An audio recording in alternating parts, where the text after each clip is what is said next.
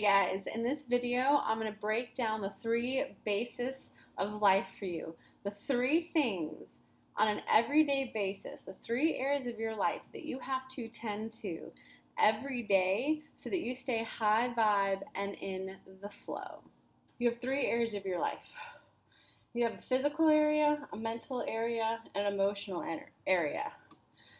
The physical area is how much energy do you have? How much energy do your muscles have? Can you do 10 miles? Can you do 5 miles? Just the energy in the muscles of your body, how much physical energy you have. And it's also limited by the physical time in a day, right? You can't get 100 things that take an hour each done in one day. You can't.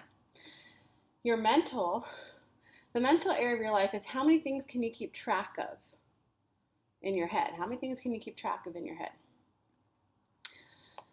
Your emotional, let's go back to mental. How many things can you keep track of in your head? You can't have 20 best friends. You can't have 10 best friends. If you had 10 best friends, then that's your life. You don't have time for a career. You don't have time to work out. You don't have time. A best friend is that person that you talk to almost daily. You talk to them daily, and I went on my interview. Here's how it went. You have your friends who you meet once a month who are like, oh yeah, I have an interview coming up, I'm so excited. Next month you meet them, that's when you ask, hey, how'd your interview go? That was a week or two ago. Your best friend is the one who's there pep talking you beforehand, calling you right afterwards. Give or take a little bit because people have their own schedules. But I just want to highlight for you that you can't have 10 best friends. At most one. Some people can handle two.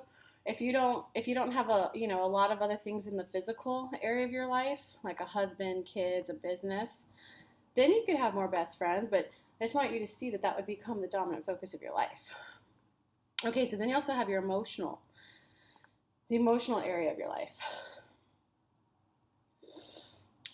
And the emotional area is just how many emotions can you process? How many emotions can you process before that area of your life gets overwhelmed?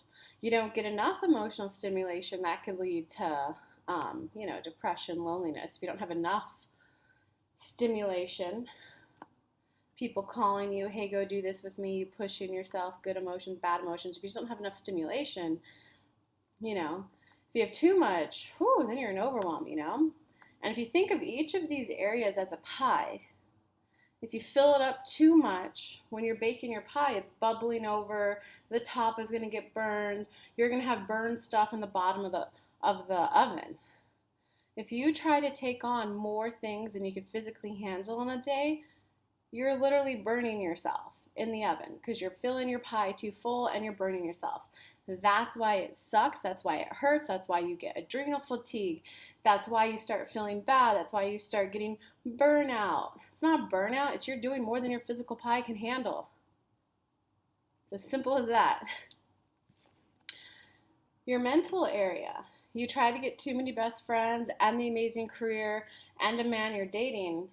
Your mental pie is overflowing. And how to tell when that pie is overflowing and you're burning yourself in the oven are you doing things back to back to back to back to back to back? Okay, we're going to this concert on Saturday, but right after the concert, the concert ends at 9, it's a 45-minute drive. Okay, I'll meet my next friend at 9:45 for cocktails. Whew, that means... Well, your main coping mechanism is avoidance. So you guys can go type that in, avoidance, coping mechanism, and look at all the psych articles that come up. When you're going back to back to back to back, you are taking on too many things to do in the mental pie.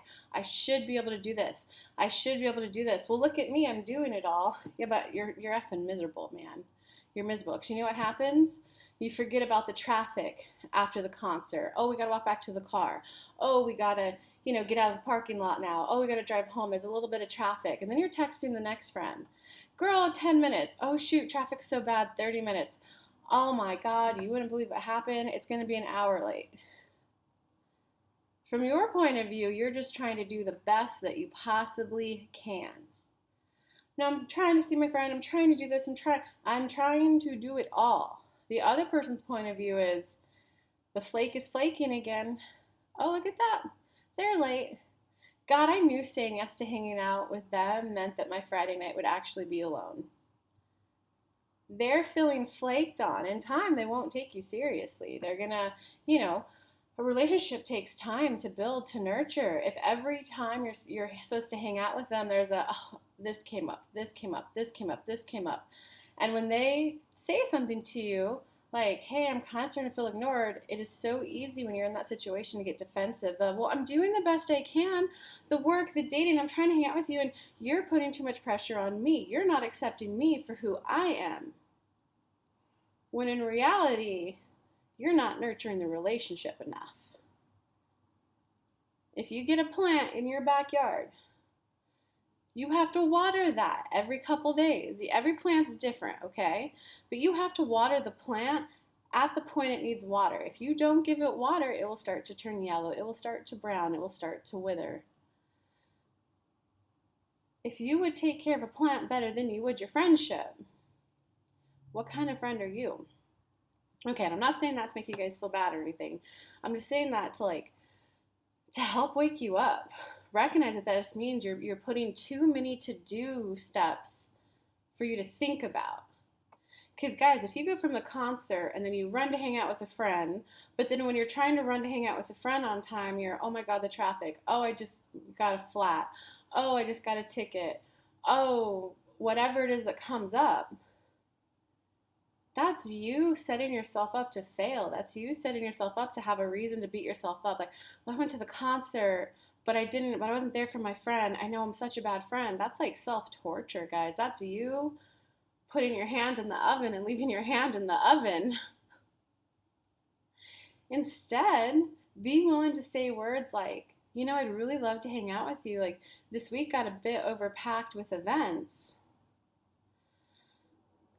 So can a phone call suffice? Or, hey, for the next couple weeks, I'm going to be a little overwhelmed. You got to be willing to say no. You got to be willing to prioritize you and your needs. And if you have a big project at work, you might have to pull back from hanging out with your friends for that week. Because otherwise, that category, you're just going to lead to exhaustion and burnout. Okay, the third category, your emotions. How many emotions can you process? If you have a family member die, I think there's 5 things that, Psychology Central or Psychology Today or one of those psych accredited places, they said that there's 5 major emotional points of a person's life. There's death, there's moving, there's a new career. I think it's the breakup of a relationship, and maybe like marriage or childbirth or something like that. It's just 5 extremely heightened emotional areas of your life that can happen. It's the biggest ones that take the most time.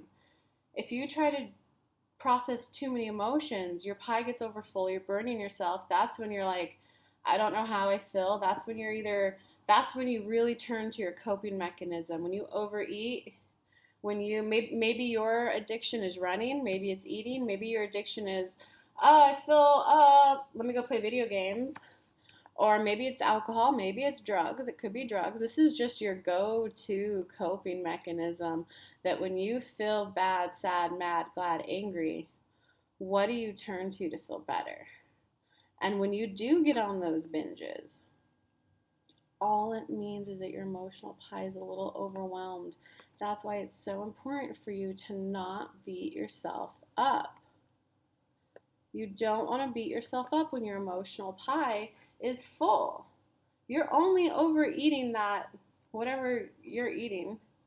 You're only playing that video game obsessively because you want to feel better. So if you beat yourself up, oh, I clearly don't love myself, as you're stuffing it in your face, you're laying on the floor crying and you're taking a bat and taking a swing at yourself. Instead, it's got to be, oh, I'm overeating. This is a sign that I feel overwhelmed. This is a sign that I feel overwhelmed. Whoa, this means I need to take a breath. Just take a breath. Be gentle with myself. Like, I get that I feel overwhelmed, so I get that I'm soothing. And then when you eat that or you play that video game, truly allow yourself to enjoy it. Go, you know what? Food is comforting. It's not food is comforting, gobble, gobble, gobble, gobble, gobble, as you're trying to forget about the painful thing, because that you're still avoiding there. But now you're adding on the extra layer of confusion of, but I'm doing it right. I'm enjoying this. If you are going in turbo speed, you're not enjoying it. You're at this automatic response, this knee-jerk reaction to gotta feel good. Let me grab this. Gotta feel good. Gotta feel good. Gotta feel good. You gotta slow it down a bit. And when you eat the cracker, the chip, you like maybe smell it.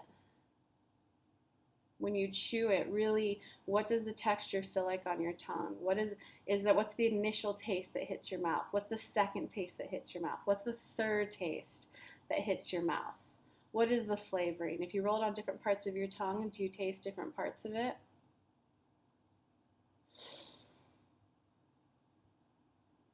And then when you chew, allow yourself to, this does feel comforting.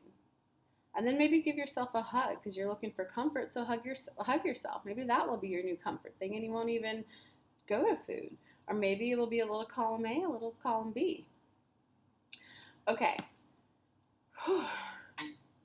So when you do things, so when your emotional pie is overwhelmed, when any of these areas is overwhelmed, it bleeds over into the other areas of your life.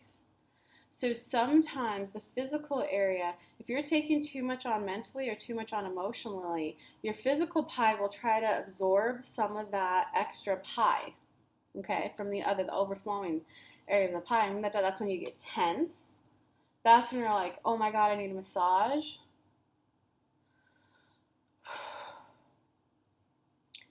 So if you go on a run or go and push yourself a little physically, sometimes because your body was so tense trying to hold in the other pie's material, and it's a physical pie.